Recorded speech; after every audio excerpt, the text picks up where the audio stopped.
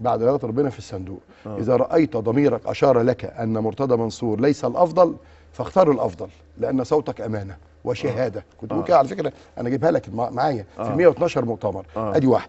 اتنين، أنا بقى الحزب الوطني يا أستاذ معتز، أنا اللي حليت الحزب الوطني للأستاذ مصطفى بكري لما رفع الدعوة، الأخ أحمد فضالي، أدي مرتضى منصور، وأدي حل الحزب الوطني. كويس؟ كويس. أنا كنت امبارح مع السيد مستشار النائب العام السيد المستشار عبد المجيد محمود، وقابلته هو المستشار عادل السعيد، وربنا يكون في عونهم فيما يتعرضون لضغط فوق طاقة البشر هم أعضاء النيابة. وقلت له أنا هوجه لك رسالة من خلال الأستاذ معتز برنامجه، هو شايفنا دلوقتي. تمام. أنا ضدي 5 شهود. حقق معاهم الأستاذ المستشار صلاح دياب أهو، محامي عام، ووجه لل5 الشهادة الزور والبلاغ الكاذب أهم كلهم. أنت متهم بالبلاغ الكاذب، أنت متهم بالشهادة الزور. يبقى إذا لا تحدثني عن جريمة لم أرتكبها، لأن سلطة الاتهام والنيابة العامة، وأنا بقول أهو، ولو أنا كذاب يطلع معالي النائب العام أو المستشار عادل السعيد وهو المتحدث الرسمي يقول لا يا أستاذ مرتضى أنت بتكذب. ال5 شهود اللي ضدي وضد ابني وضد ابن أختي، ما دام طرحت بقى الرأي العام في منشورات، كلهم مكتوب كده انت متهم بالشهاده الزور والبلاغ الكاذب. يبقى اذا ما تحاسبنيش. المتهم بريء بالنسبه لي، انا المتهم بريء، ولكني حتى تثبت ادانته وحضرتك يا استاذ مرتضى لم تثبت ولا براءتك ولا ادانتك. لا انا عايز اقول لك حاجه، فانت لسه يا استاذ معتز لما سلطه الاتهام توجه للشهود، اصل مين بيحرك مين سلطه الاتهام؟ هي النيابه العامه. تقول له انت متهم بالشهاده الزور وانت متهم بالبلاغ الكاذب، ولو انا كاذب معالي النائب العام بيتفرج دلوقتي يقول يا انت يا مرتضى كاذب.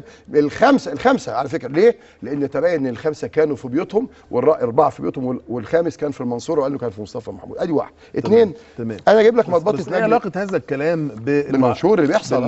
ما انت سألت لي. لا، ما هو المنشور ده انا افهمه انه من باب الدعايه الانتخابيه. لا او من على فكرة من باب التنافس الانتخابي. على فكره قانون الانتخابات على فكره انا عم برغب بالكلام ده الصبح يوم الانتخابات. قانون الانتخابات كل من يسيء الى منافسه يشطب من الانتخابات. اظن ما فيش اساءه اكتر من ان انا كلب سلطه. السلطه ازاي؟ ادي جمال حشمت، ادي المضبطه يا استاذ جمال حشمت ده، انت عارف حضرتك قاضي واحد من قيادات الاخوان. ادي المضبطه الوحيد اللي دافع عنه لما حاولوا يطردوه من مجلس الشعب. المضبطه اهي يوم 30 ديسمبر 2002 الوحيد اللي اتكلم ودافع عنه اهو يا فندم مرتضى منصور اهو، وقال انتوا بتكيلوا بمكيالين، اللي زور اعضاء الحزب الوطني وليس جمال حشمت، ودافعت عنه. لما تختلف عشان كرسي، وانا قلت الكلام ده من اجل كرسي زائل هو كرسي البرلمان، تسيء لي. وانا كنت في يوم من الايام باخد توكيلاتك، يعني انت عارف الاخوان المسلمين كانوا محظورين لغايه 2010. فكان في ناس بينزل منهم الاخ شفيق الديب اللي نجح على القايمه من قريه اسمها كوم النور. الاخ شفيق الديب ده انا كنت باخد توكيلات ناسه وامن دولي، لا ده اخوان مسلمين يقول له انا خدت توكيلاته لناسي يدخلوا مكانه، كانوا بيمنعوهم. اتنين، انا رفعت له قضيه في مجلس الدوله قدام المستشار السيد الطحان، وكان عاملين له فئات زوروا فئات، رجعته تاني العمال. لماذا نختلف على كرسي زائل وتبقى المنشورات بهذه، انا اسف، بهذه القذاره وتشتمني وتهني؟ بس المنشور ده موقع على حسب ما بقرا قدامي من ائتلاف شباب الثوره بمركز اجا. يا استاذ الفاضل انا يعني ما كانش ايه علاقه؟ معلش ممكن واحد يسالك مش حضرتك عملت بلاغ؟ يقول لك ايه علاقه ده الناس كانت بتوزعه. طب حضرتك والمنشور ده اهو بعد اذن حضرتك اهو والمنشور بتاع الاسم والراجل كاتبه اهو، واحد من الاخوان المسلمين اهو كان بيوزعوا مع المنشورين. اسمه عند حضرتك ومعروف في مضامر. خد بالك، ما قلتش كده انا عشان ابرر اللي حصل، لكن يعني بقول إن هذه تجربه غير اخلاقيه بالظبط كده، في لا وغير قانونيه يا استاذ معتز، وغير قانونيه، لان القانون يحظر ان تسيء الى خصمك سواء بالقول او بالمنشورات. ادي واحد. اتنين، بص يا استاذ معتز، انا عملت 112 مؤتمر. يمكن القريه الوحيده اعتقد ما رحتهاش هي بلد قريه صغيره كفر الشراوي، عشان الوقت انا بعتذر لهم، لكن انا رحت جميع القرى. المنافس بتاعي يمكن راح قريتين او 3، لكن هو اعتمد على انه عنده جماعه الاخوان المسلمين وعنده الحزب بتاعه، حزب عنده جورنال صحيفه الحريه والعداله، عنده قناه 25 يناير، عنده دعم، واخد بال حضرتك. ومع ذلك انا الحمد بفضل ربنا جبت هذا العدد من الاصوات. لكن تعال نتكلم ايه مشكله؟ معلش اوقفك سنه، ايه عيب ان يبقى المرشح قدامك عنده قناه وصحيفه وجورنال؟ عنده يعني امكانيات. عايز اقول عندي، يعني انا عايز اقول بامكانياتي دي بالناس، يعني 150,000 صوت اللي انا خدتهم دول ناس عاديين لا منتمين لحزب. بص في قريتي بشالوش ما انت ملء السمع والبصر في وسائل الاعلام. ما هو ملء السمع والبصر، ما انت بتوزع ضد، ما انت بتوزع ضد، راجل ليك تاريخ، ما انتش لسه ما انت بتوزع مستجد في الموضوع. ما انت بتوزع ضدك منشورات، وخاصه ان في دايرتين جداد بالنسبه لي. يعني انت عارف ضموا دايرتين، اجل محترمه ومتغمر محترمه ليا. فالناس دي يعني انا وسعوا الدوائر، بقت 112 بعد 28 قريه بقت 112 قريه. لكن نبدا من البدايه. اولا هذا القانون، قانون الانتخابات غير دستوري. ليه بقى؟ نمرة واحد، حضرتك انت قلت النص القوايم ونص الفردي. قوايم عشان عندهم تنظيمات، يبقى حزب الوفد، حزب الحريه والعداله، دي عندهم تنظيم وعندهم دعم مادي وعندهم دعم ناس، واخد بال حضرتك؟ انا فردي، انا بعتمد على الله وعلى الناس. قلت النص لينا والنص ليهم، وبعدين قلت لا، التلتين هم والتلت للفردي. انا موافق. ثم اتيت باللي هو غير دستوري. عملت ايه؟ خليت هو التلتين قايمه وانا التلت فردي، وخليت هو القايمه الحزب يعني يخش معايا في الفردي.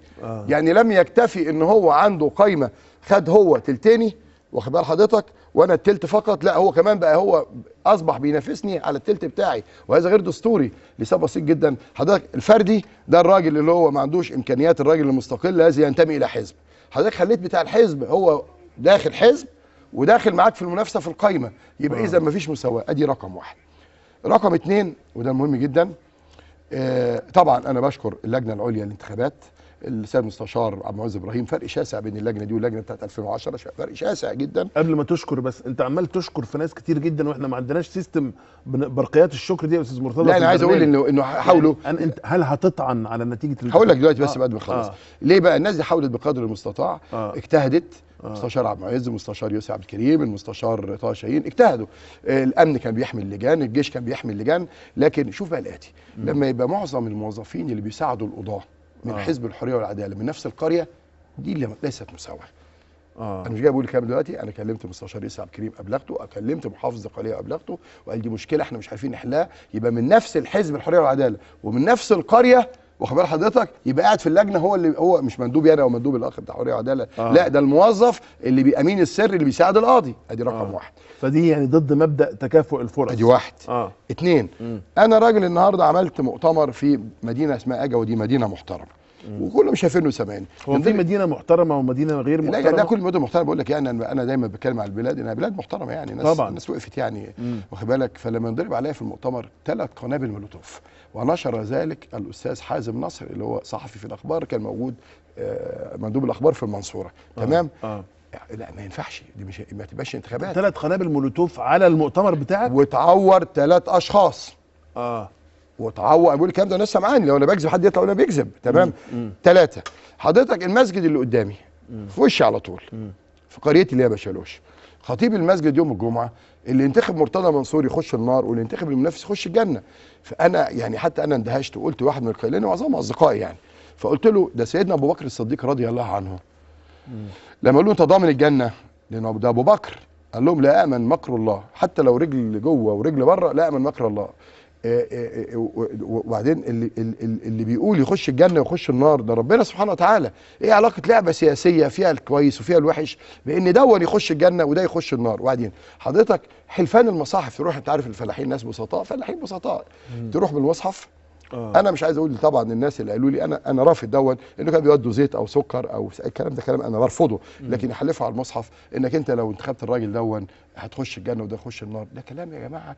التجربه الانتخابيه الجميله اللي فيها ديمقراطيه احنا شوهناها للاسف الشديد. ومع ذلك بقول اذا كان الاخ خالد او الدكتور خالد، انا بقول له لو انت محتاج اي مساعده في مدغمر او اجا او تميده، انا بمد ايدي ليك. تمام. بمد لي زي ما قلت له قبل كده في المؤتمرات. ودي روح ايجابيه جدا. لا اقول لك يا استاذ معتز عملت ايه؟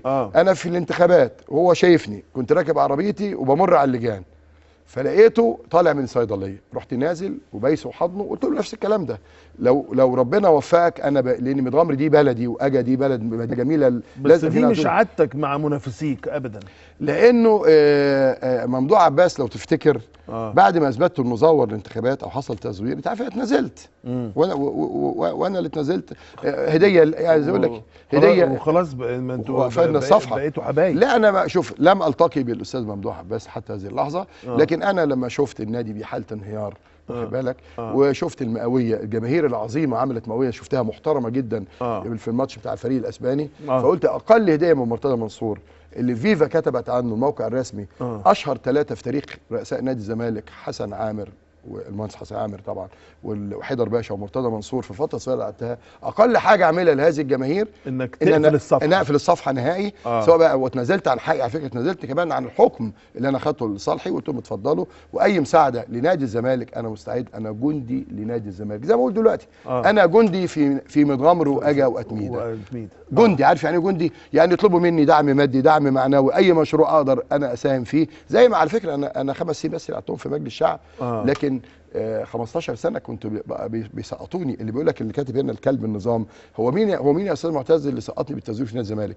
مين اللي سقطني في 2010؟ مين اللي طلع وانت شفتني مع الاستاذ سيد علي لما قلت يا صفوت شيف يا مزور، يا احمد عز يا مزور، وربنا غضبت ربنا دعيت عليكم، مش انا 17 12؟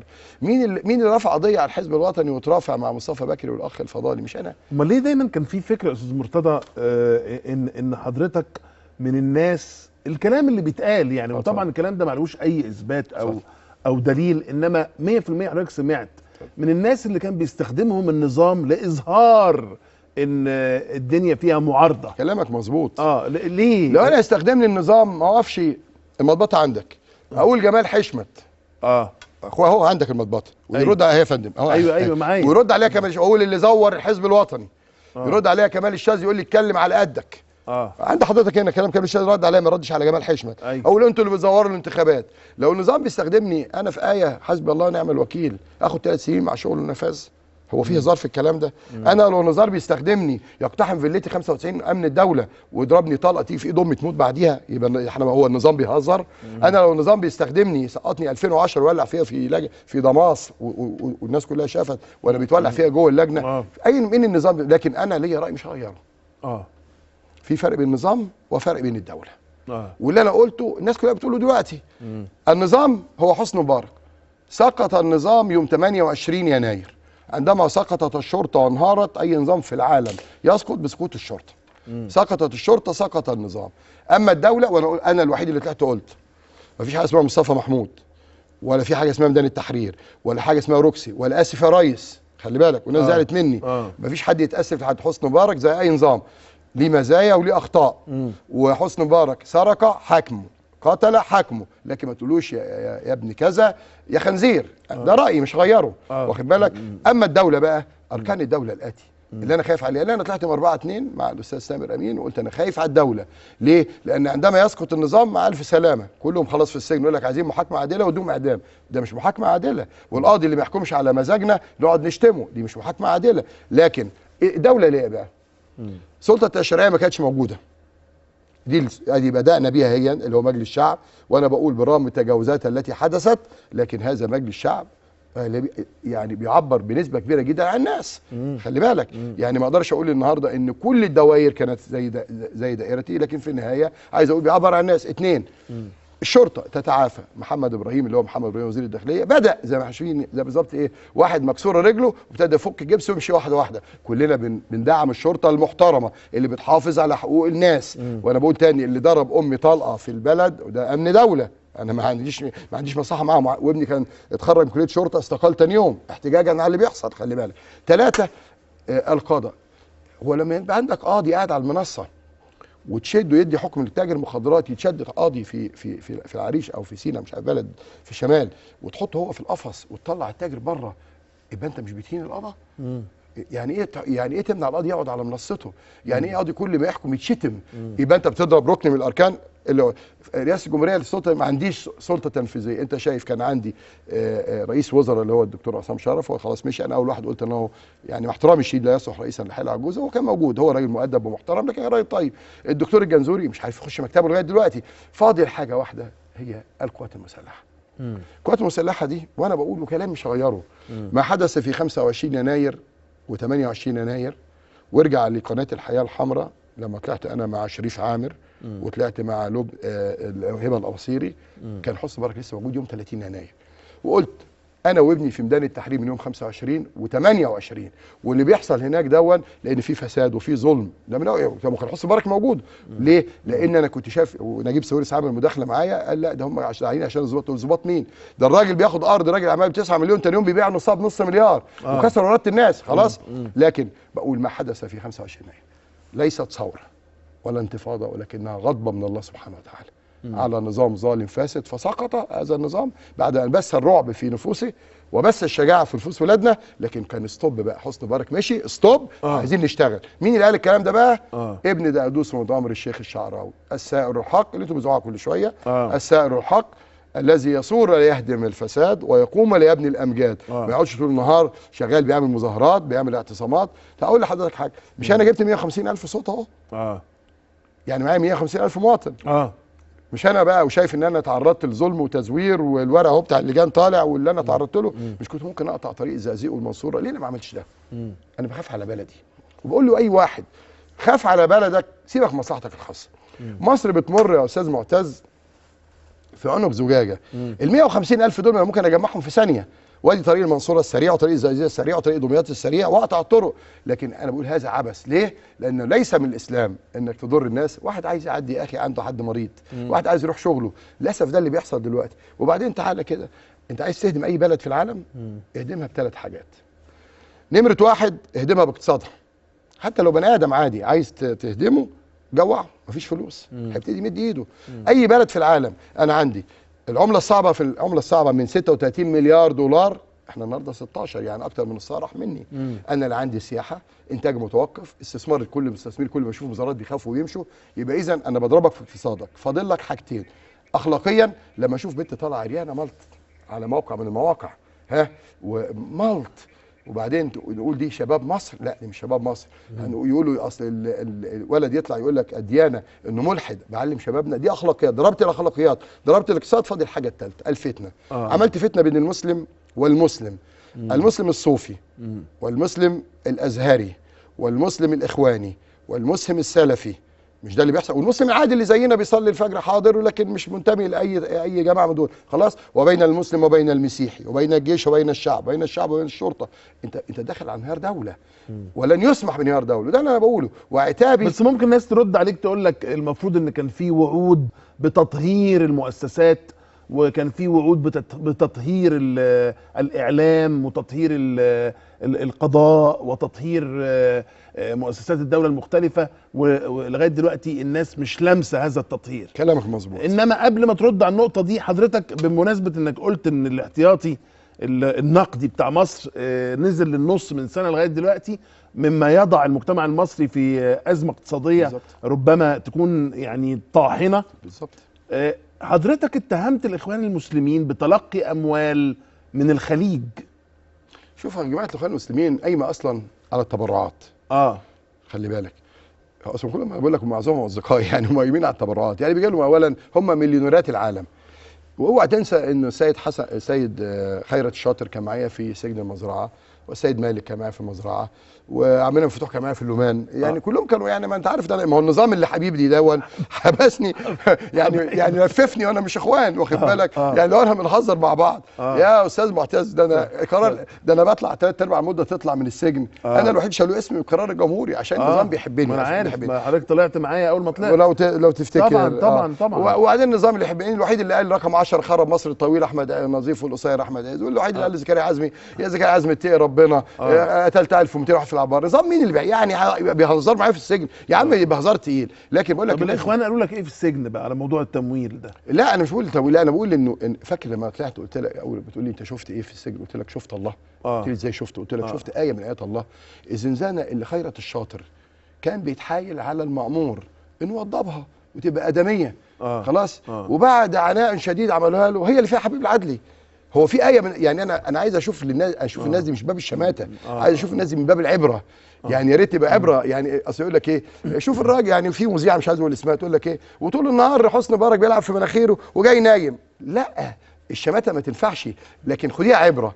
ان شوفي الراجل دون كان الصولجان وكان هلمان والناس كلها بتقف له والدنيا كلها تحت رجله، فجاه بقى هو ده. يبقى العبره مش الشماته. ده اللي انا عايز اقول. لكن التمويل بقى، هو الاخوان المسلمين اغنى اغنياء العالم، فبيجي لهم فلوس من كل العالم.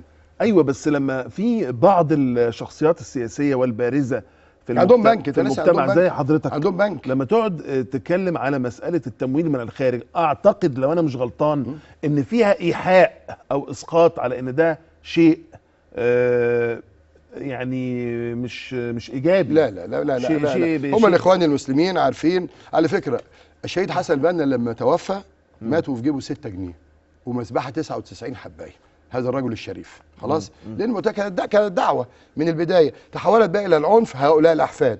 ولما عملوا كده هو نفسه بيقول لحضرتك عمل بيان قال هؤلاء ليسوا اخوان وليسوا مسلمين. لكن انا بقول التمويل اللي هم عندهم بنك، عندهم ناس على مستوى العالم. على فكره اول انقلاب حدث في العالم العربي، انقلاب اسلامي، ده حدث في اليمن وايدته الاخوان المسلمين، وكانت اليمن دي كانت نواه انها تبقى ايه دوله الاسلاميه. انا عايز اقول انه ايام شهيد حسن البنا حتى لو كان في تفكير في الخلافه الاسلاميه ما عادش ينفع في العصر اللي احنا فيه ده وعصر الانترنت الخلافه. لكن احنا لما نقول نحكم هذه البلد واخد بالك بخلفيه اسلاميه، ايه الخلفيه الاسلاميه؟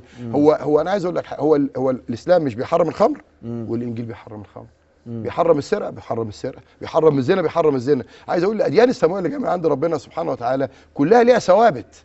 يعني عشان اقول لكش ايه اصل لا، ما هو الثوابت دي جايه من عند ربنا. وبعدين هو في البدايه وفي النهايه ان ربنا سبحانه وتعالى قال لسيدنا محمد ايه عليه الصلاه والسلام؟ قال له انت مبشر ونذير. يعني ايه بقى في عز الرساله؟ لا قال له اقطع الرقاب ولا قال له اخنق دون ولا اللي مش عاجبه خد منك، ما فيش الكلام ده خالص. انت مبشر ونذير، انت راجل بتبشر بالرساله بالقران الكريم واخد بالك، وبتقول والله اللي هيعمل كذا يخش الجنه واللي هيعمل كذا يخش النار، خلاص، وبتنذر المبشر الجنه وبينذر بالنار. لكن لن يصلح. انا بقول للاخوان المسلمين اللي هم للاسف لما دخلوا وعملوا حزب سياسي، وانا طبعا الاخ محمد مرسي طبعا انا بعرفه من مجلس الشعب، والاخ الكتاتي بعرفه من مجلس الشعب، اقول اوعى تستقوى في الارض لانه لا يوجد مستقوي طوال العمر. لماذا استخدمت ورقه او تصريحات التمويل من الخارج في اثناء حملتك الانتخابيه يا استاذ مرتضى؟ انا عايز اعرف يا استاذ معتز. انا بعمل مقارنه بين مرتضى منصور امكانياته على قده وبين حزب بيطلع بيعمل مؤتمرات، عنده تلفزيون، عنده امكانياته. كل هذا التمويل في ناس بتمول من السعوديه، في ناس بتمول من قطر، وانا علمت وهم نافوا على فكره كتير جدا في بيانات. هم ناي اصلا هم نافوا. على فكره يا استاذ معتز انا قابلت منهج ان هم معتمدين على التمويل الخارجي. هم نافوا الكلام. انا قابلت بعض الاخوه من الاخوان المسلمين في مدينه اجا وفي مدينه متغمر. على فكره لما بتيجي تعمل حوار هادي مع الاخوان مش مع الحريه والعداله، اخوان دي جماعه دعويه بتقول الاخلاق اللي انا قلت لك بقى اللي هي الوصايا العشره والايمان والفكره والتصميم على تنفيذها اللي هي مبادئ الشهيد حسن البنا. لكن الحزب لا، حزب بقى ده قلت لك دخل محترك السياسه. وانا قابلت واحد اخوان ودخل الحزب. بص يا فندم، بص يقول لي ايه. للاسف الشديد قريه اسمها كوم النور بيقول لي احنا هننتخبك ليه يا استاذ مرتضى؟ قلت له بتنتخبني علشان انا راجل ليك تجربه معايا وعملت مشروعات في بلد. قال لك ولا مشروع، انا اللي عملت كل المشروعات. اديكم النور هم اللي عاملين حاطين هم نفسهم البلد اهي. الصرف الصحي 2 كيلو، اداره الطريق مش عارف تغطيه ترعه ايه، مشروع زياده سنترال كذا، هم اللي كاتبين. فقلت له يا اخي يعني عشان